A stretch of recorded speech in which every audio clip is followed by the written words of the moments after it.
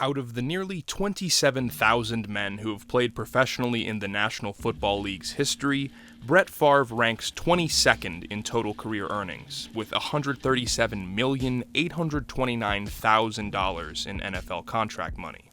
Out of the 50 United States, though, Brett Favre's home of Mississippi ranks dead last in terms of average household income, with nearly 1 in 5 of its citizens living below the poverty line. A staggering percentage in a state whose government has struggled for decades to make any forward progress in that metric. For many former and active NFL players, it's a blessing to be in a position to give back to the communities that have supported you throughout your life and career. Whether that's Marshawn Lynch dedicating his time to underserved youth in his hometown of Oakland, or Chris Long donating his 2017 game checks to educational equity in the 3 cities he spent his NFL career playing for. For a very long time, Brett Favre has been considered among these philanthropic heroes, serving as one of the most beloved sons of Mississippi history with multiple charitable foundations in his name. But there's a reason they say you should never meet your heroes, or read their text messages, because just beneath that facade of compassion and concern hid one of the most sinister exploits ever attempted by a professional athlete. As it stands today, Brett Favre is alleged to have orchestrated a $5 million heist from the neediest people in America's neediest state, and instead funneled that money to fund and construct a volleyball complex at his alma mater, the University of Southern Mississippi.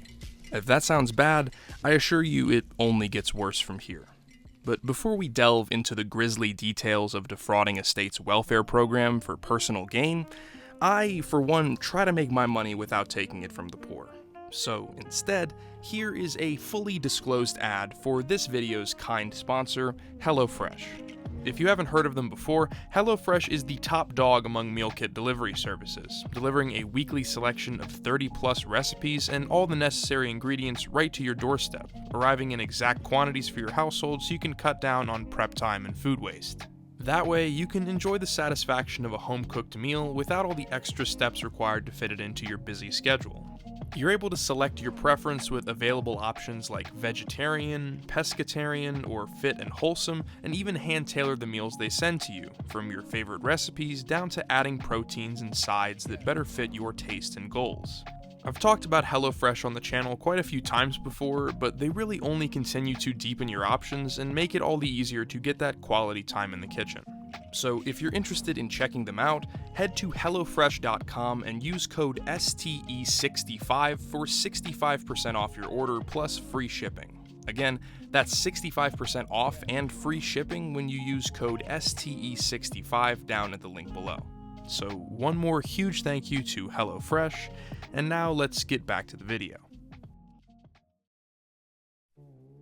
If you walk up to any one football fan on the street and ask them to describe Brett Favre's legacy on the field, the one word you're going to hear the most is the type of player who never minded getting his hands dirty and throwing the most interceptions of anyone by a massive margin, so long as it all balanced out in the end with a ring on his finger and a bust of his head in Canton. The ends justify the means, after all. Of course, even during Favre's career, he was no stranger to controversy, be it something annoying like his never-ending dance with retirement, or something criminal like his alleged sexual harassment of a Jets reporter and team massage therapist back in 2008.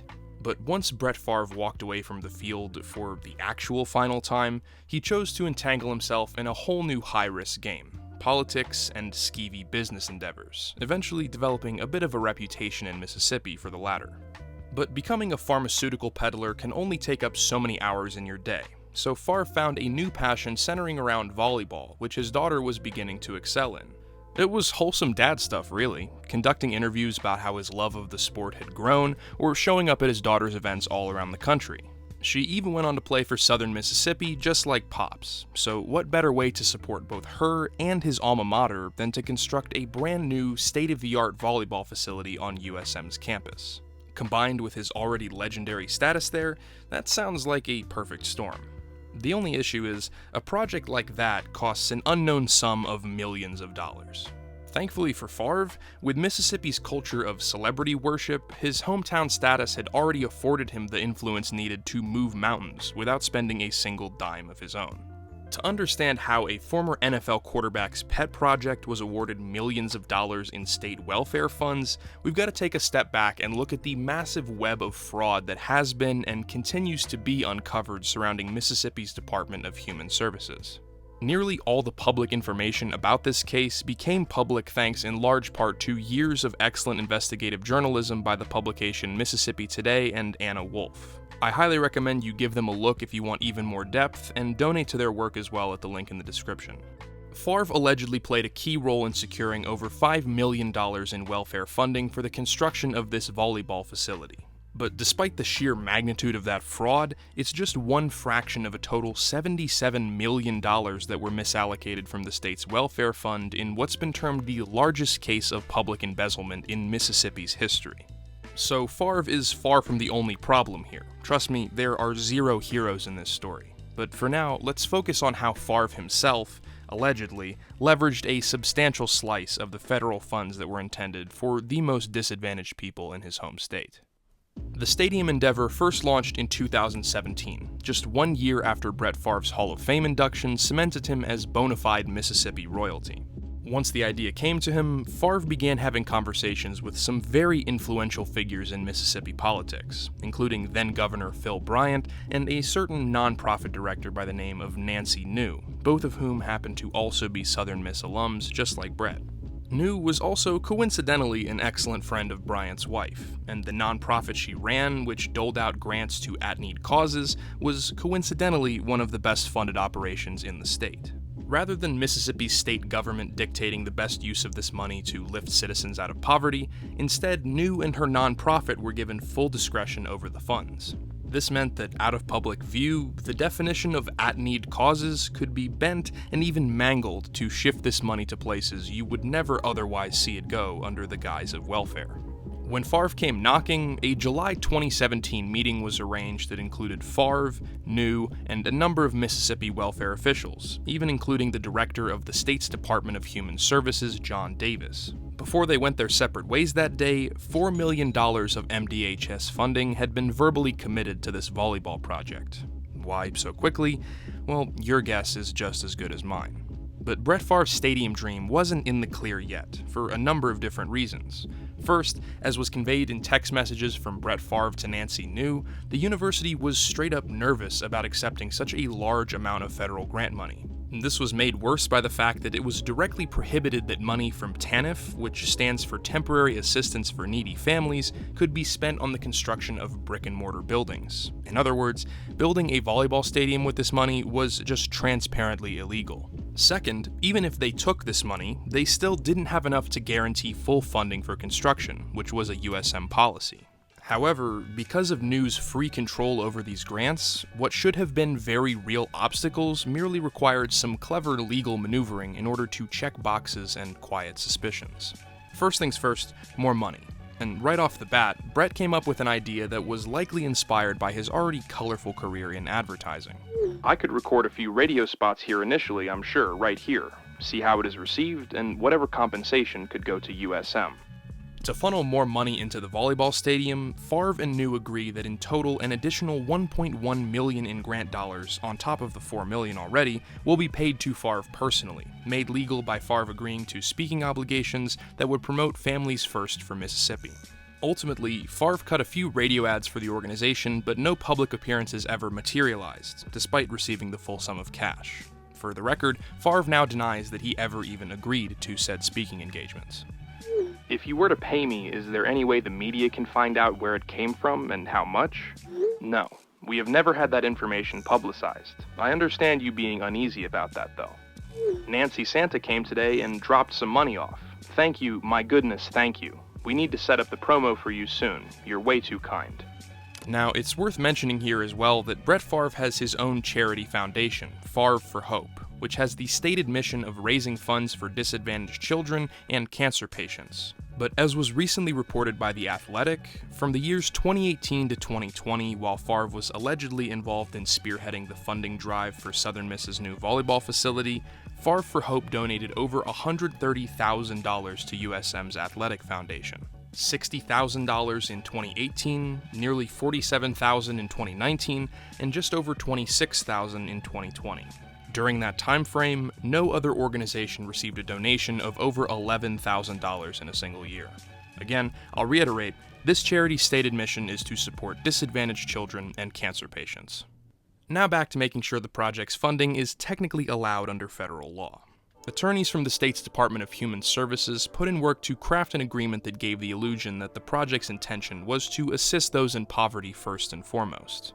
At one point, Favre and New even discussed putting Governor Phil Bryant's name on the building, maybe as a thank you for allegedly helping guide them through the legal tightropes that exist to prevent exactly what was being attempted. He said to me just a second ago that he has seen it, but hint hint that you need to reword it to get it accepted. Listen, alright? These $4 million welfare dollars are not for a volleyball stadium, okay? This is a lease agreement for Nancy New's nonprofit to host some community programs on campus. That way, right in the middle of this college, events like rallies or parenting classes can be held and assist those that are in poverty. Surely, all of us together can lock arms and agree this is the most effective use of $4 million of welfare in the poorest state in the Union. Regardless, that concept was enough for approval, and over the next few years, money would continue to trickle into the project with cost-cutting measures still being brainstormed at every corner. My personal favorite is a 2018 text from Favre to Governor Phil Bryant, passing along the idea that maybe the prison system could be utilized for cheaper construction. Can't say that I had considered that one. Eventually, things were moving so swimmingly that Favre even contacted Bryant again with the idea to build a brand new football facility this time, presumably with even more money from the same fund, though that project never materialized. It wouldn't be until early 2020 that the USM Wellness Center, yes, that is its official name, would open its doors, unfortunately with very little fanfare due to the global pandemic going on. So, considering the timeline of all of these events, why is it that we are just now learning of this years after the fact?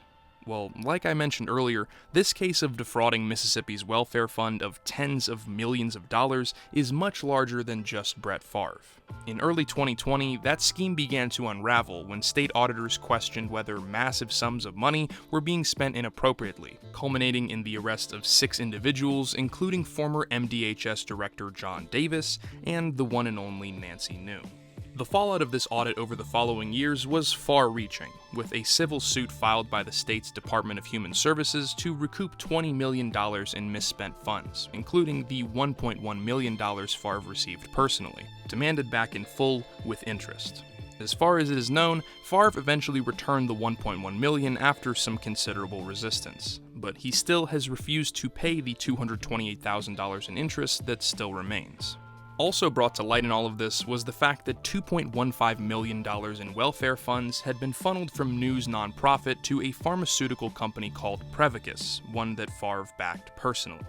It may not be the best of looks, but Favre maintains that he had no idea the funds paid to him or USM were intended to go to those in need. Why then that he would be nervous about the media finding out the source of the money if that's the case? Well, your guess is just as good as mine. Earlier this year in 2022, Nancy New and her son Zach pleaded guilty to charges of bribery and fraud regarding the misallocation of welfare funds, and as part of their deal with the state, they agreed to testify against fellow co-defendants involved in the scheme. That's why public access has been granted to these text exchanges that were obviously never intended to see the light of day. Also federally indicted recently on September 15, 2022, was former MDHS Director John Davis, who pleaded guilty to counts of conspiracy, theft, and defrauding the government. And to take away that was needed by those who did need help, you have 32 years to think about that. Davis, like the News, has also agreed to cooperate with prosecutors, so what direction these legal proceedings go in next, or which domino is next to fall, remains to be seen. Many in both Mississippi and beyond want to know what kind of retribution may be awaiting Brett Favre for his alleged role in all of this. But the reality is that the lack of clarity around Favre's knowledge of what was really taking place makes it difficult to pin down blatant criminal action. With the evidence available, we the public may have our suspicions regarding the texts sent, the actions taken, the loopholes created, the overall perceived immorality of it all. But even still, that doesn't always translate to illegality in a court of law. That ultimately is what makes this Brett Favre situation so infuriating to read or talk about, because, as is often the case, the most powerful and influential among us are subject to a different set of rules, and once you're up in that tower, you have to mess things up really horribly for the consequences of your actions to one day find you. Favre's concern expressed in those texts wasn't over the legitimacy of the money he was receiving, the legal implications of accepting the funds, or the risk of wrongdoing. It was concern for his public image, which he needed to further his interests. But if a tarnishing of Favre's public reputation is all that comes of this scandal, as he's apparently most concerned about, there's reason to believe that even that won't have much of an impact, considering that if you look on social media or television, the coverage of this Brett Favre story is mostly focused around how there is basically no coverage of this Brett Favre story.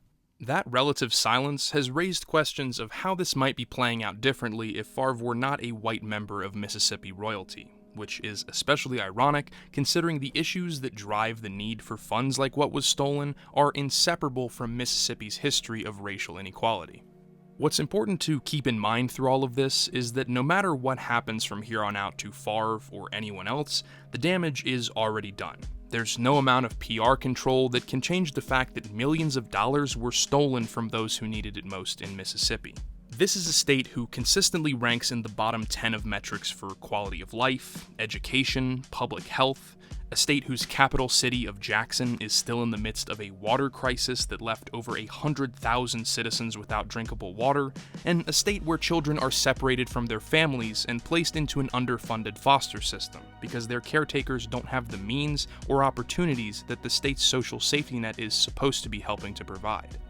That is who you swindled millions of dollars from. And even in giving the benefit of the doubt to Favre, of course, all in my personal opinion here, at the very least, he was clearly comfortable with keeping his mouth shut and turning a blind eye to where that money originated from. Favre may well be one public-facing rotten egg, but this story shines a light on the fact that political corruption is as pervasive as ever in American politics, and one can only hope that an example continues to be made of a case of blatant fraud as massive and widespread as Mississippi's. Because at the end of the day, protecting and aiding the most vulnerable people in our communities is the absolute bare minimum that you can ask of these individuals with the power to influence people's lives for better or for worse.